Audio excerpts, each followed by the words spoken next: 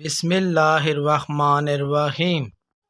مدینہ کے اندر ایک نوجوان تھا، بلاک حسین دوشیزائیں اس کے حسن پر بے پناہ لٹوں تھیں۔ جس وقت اس خوش رنگ اور فولاد بدن نوجوان کو دربار خلافت میں پیش کیا گیا تو حاضرین مجلس اس کے دلکش گورے بدن کا غور سے مشاہدہ کرنے لگے۔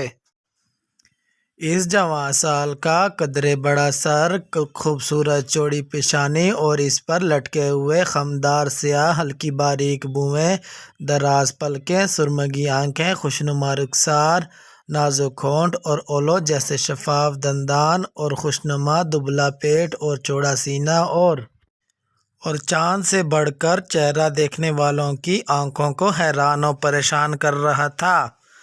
اسے دیکھ کر امیر المومنین عمر فاروق رضی اللہ تعالیٰ عنہ کو یقین آ گیا کہ واقعتاً یہی وہ نوجوان ہے جس کا جمال مقناطیس کی طرح راہ چلتی خواتین اور گھر بیٹھی دوشیزاؤں کو اپنی طرف کھینچ رہا ہے، اور وہ رات کی تاریکیوں میں جذبات سے مغلوب ہو کر اس کے حسن کے گیت گا رہی ہے۔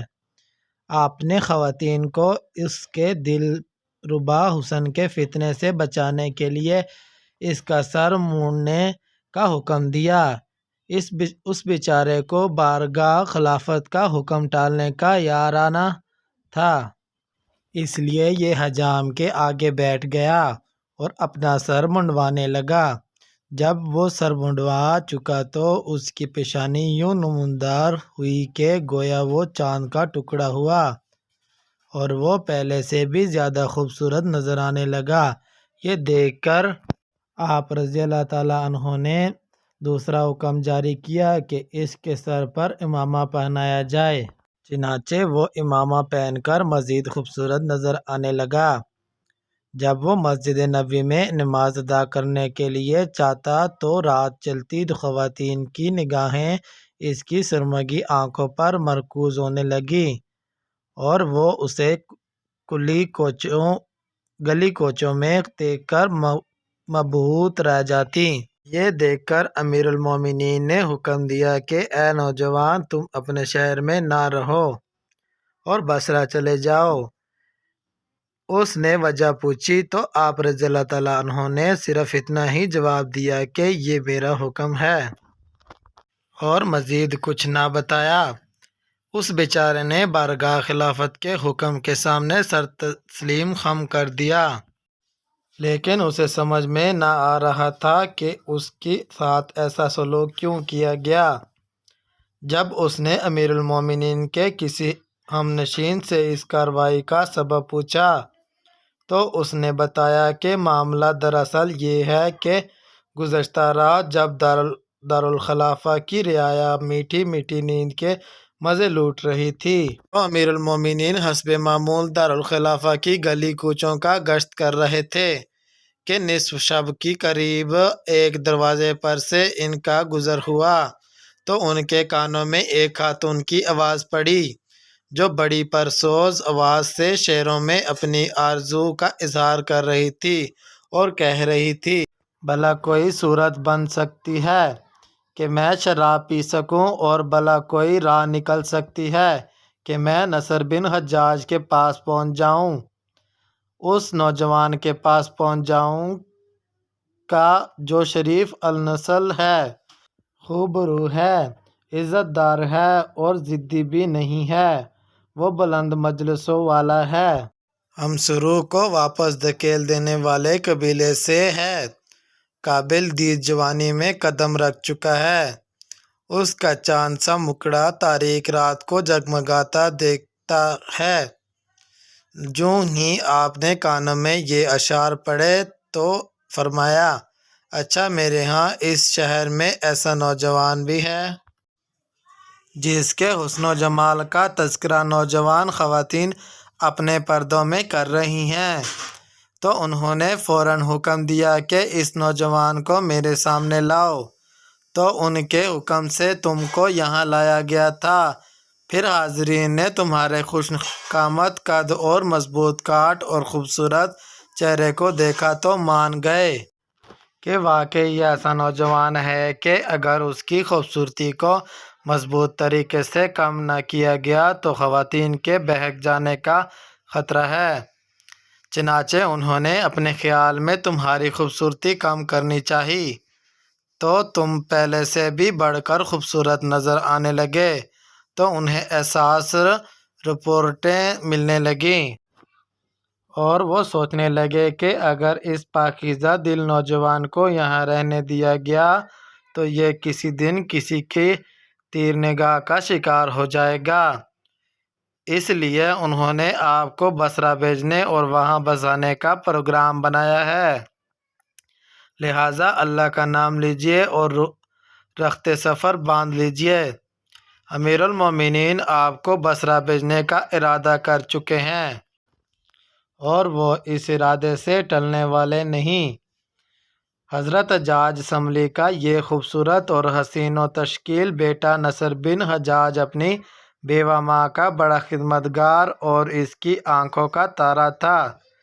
یہ جب کبھی اس کی نگاہوں سے اوجھل ہو جاتا، اس کی آنکھوں میں جہاں اندھیرا ہو جاتا تھا اور کھانا پینا بھول جاتی اور اس کے متعلق موہوم خطرات میں گر جاتی، اور جوں ہی اس کے نام سامنے آ جاتا اس کے لیے جہاں روشن ہو جاتا۔ اسے مدینہ چھوڑ کر بصرہ میں جا کر بسنا گوارا تو نہ تھا، لیکن امیر المومنین کے حکم کے سامنے کسی کو دم مارنے کی مجال نہ تھی۔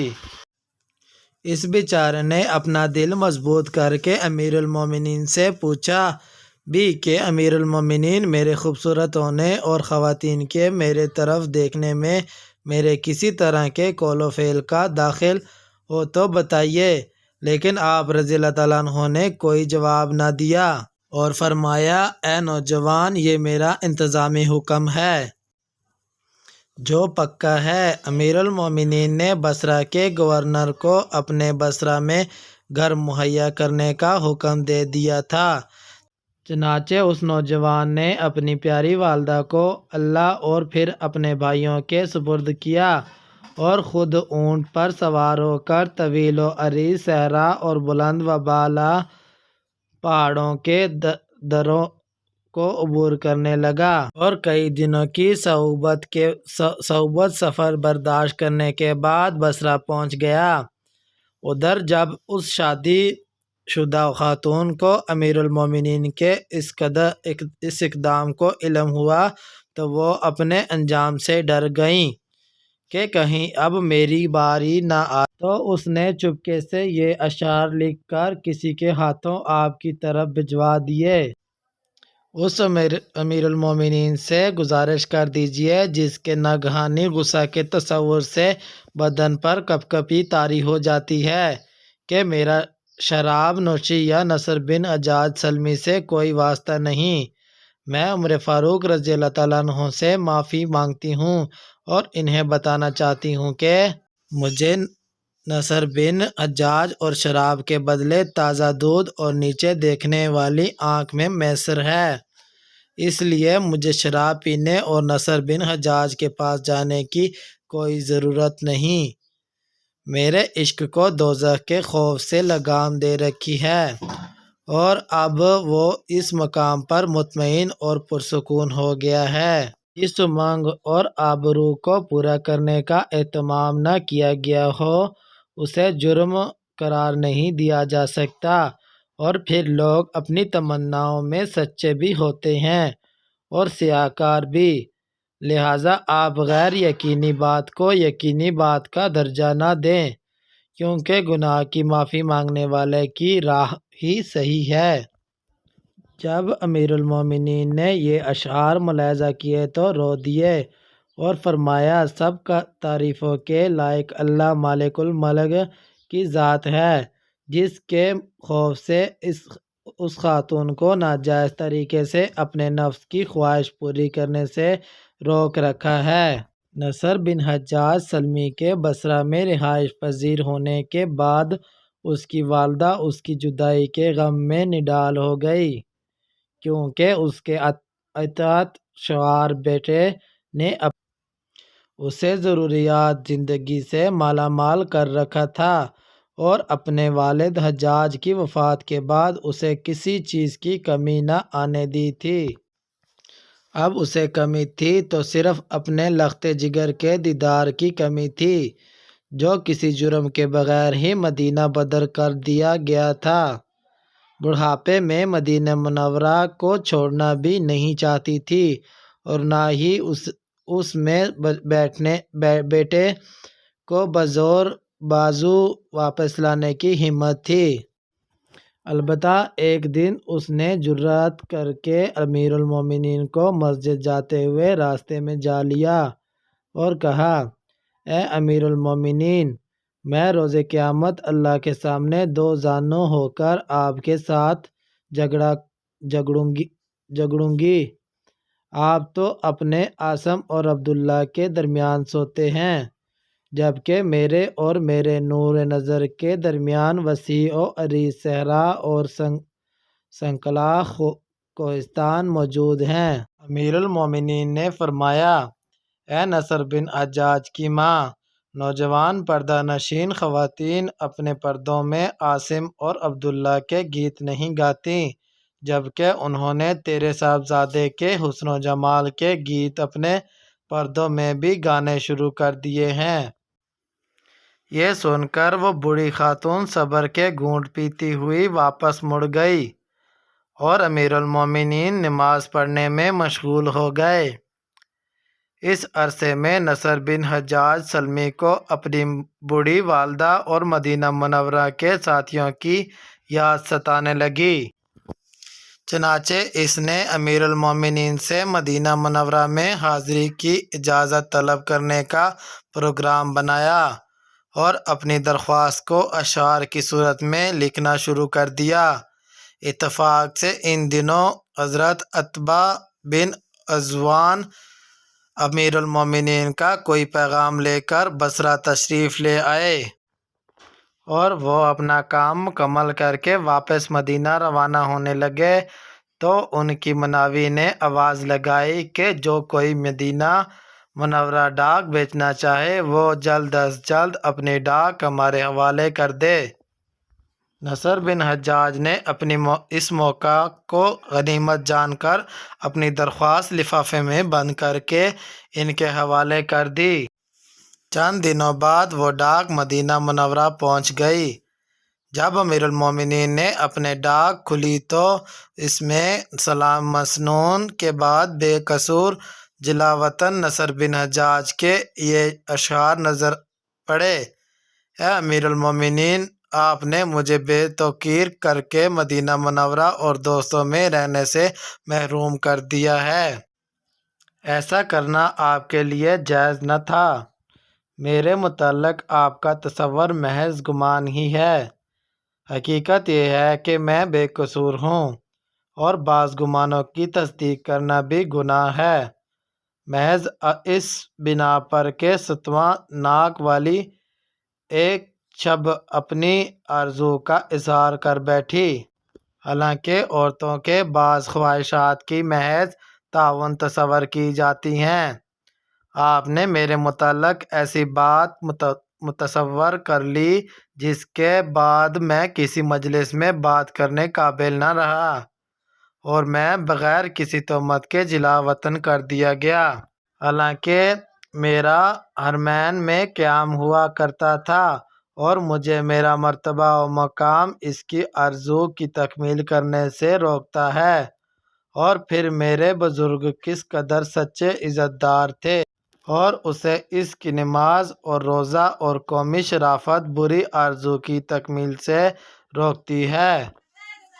ہماری یہ دونوں حالتیں ہمارے کسی طرح کے ممکنہ ارتکاب گناہ میں حائل ہے، تو کیا آپ مجھے لوٹنے کی اجازت دیتے ہیں؟ امیر المومنین نے یہ پڑھ کر فرمایا کہ میری امارت میں تو ایسا نہیں ہو سکتا۔ امیر المومنین پر اللہ رحم فرمائے۔ آپ اپنے خیال اور تصور میں بالکل سچے تھے۔ یہ نوجوان بھی کسی نہ کسی دن کسی نیلم پری کے زلف گراں گیر کا شکار ہو سکتا ہے۔ اس اجمال کی تفصیل یہ ہے کہ جب یہ نوجوان مستقل طور پر بصرہ میں رہنے لگا تو اس نے شہر کے عامل ڈپٹی کمشنر مجاشع بن مسعود سلمی کے دفتر میں آنا جانا شروع کر دیا۔ اس نے اسے اپنی برادری کا برخوردار سمجھ کر اپنے گھر لے جانا شروع کر دیا۔ چنانچہ یہ کچھ عرصہ تک ان کے ساتھ اس کے گھر میں جاتا اور ان کے ساتھ واپس آ جاتا۔ اسی دوران ان کی بیوی، جو اپنے دور کی خوبصورت عورت تھی، اس خوبصورت نوجوان پر نظر رکھنے لگی اور اس پر انتہا درجے کی نوازشیں کرنے لگی، جس کی وجہ سے اس کا دل بھی پگھل گیا اور اس نے اسے زبان سے کچھ کہنے کی بجائے زمین پر لکھ دیا کہ مجھے تجھ سے اس قدر محبت ہے کہ اگر وہ تیرے اوپر ہو تو وہ تجھ پر سایہ فگن ہو، اگر نیچے ہو تو تجھے ہتھیلیوں پر اٹھا لے۔ یہ تحریر پڑھ کر نوجوان خاتون بے ساختہ پکار اٹھی کہ میں بھی اللہ کی قسم۔ نوجوان خاتون کے الفاظ اس کے شوہر نے سن لیے تو اس نے اس سے پوچھا، تیرے کہنے کا کیا مطلب؟ اس نے کہا کہ نصر نے ہماری اونٹنی کو دیکھ کر اشارتاً کہا ہے کہ یہ اونٹنی کس قدر خوبصورت ہے۔ یہ مجاشع نے کہا کہ تیرا یہ کہنا کہ اللہ کی قسم میں بھی اس بات کا جواب نہیں ہے کہ مجھے سچ بتا کہ تو نے ایسا کیوں کہا؟ اس نے کہا، سچ پوچھتے ہو تو وہ یہ ہے کہ اس نے کہا کہ تمہارا گھر کتنا خوبصورت ہے۔ مجاشع نے کہا کہ یہ بات غلط ہے، تیرا کلام دراصل کسی بات کا جواب ہے، تم مجھے جان بوجھ کر وہ بات نہیں بتا رہی۔